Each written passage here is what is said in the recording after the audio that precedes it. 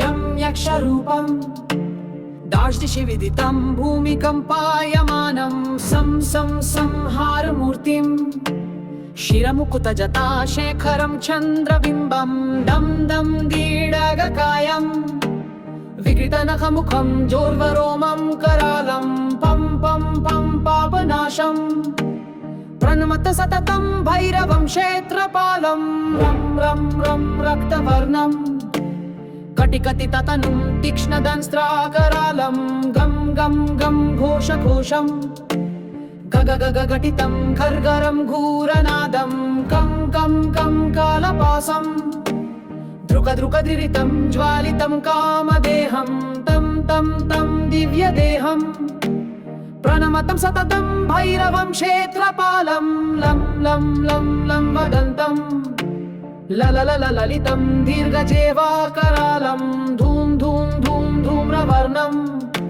स्फुटवेकटमुखं भास्करं भीमरूपं रं रं रं रुन्दमालं रवितनुं नियतं तम्रनेत्रं करालं नं नं नं नग्नभूषं प्रणमतं सततं भैरवं क्षेत्रपालं वं वं वायुवेगं नतजनसदयं ब्रह्मसारं परं तं खं खं खड्गहस्तं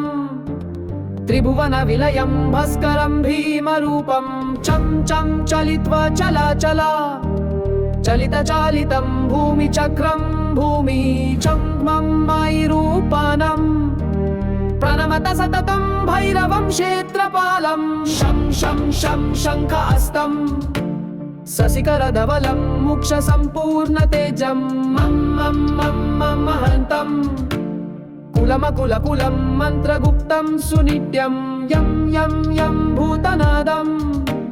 किलिकिलिकलितं बालकेलिप्रदानम् आम् आम् आम् अन्तरिक्षं प्रणमतं सततं भैरवं क्षेत्रपालं खं खं खं खड्गभेदं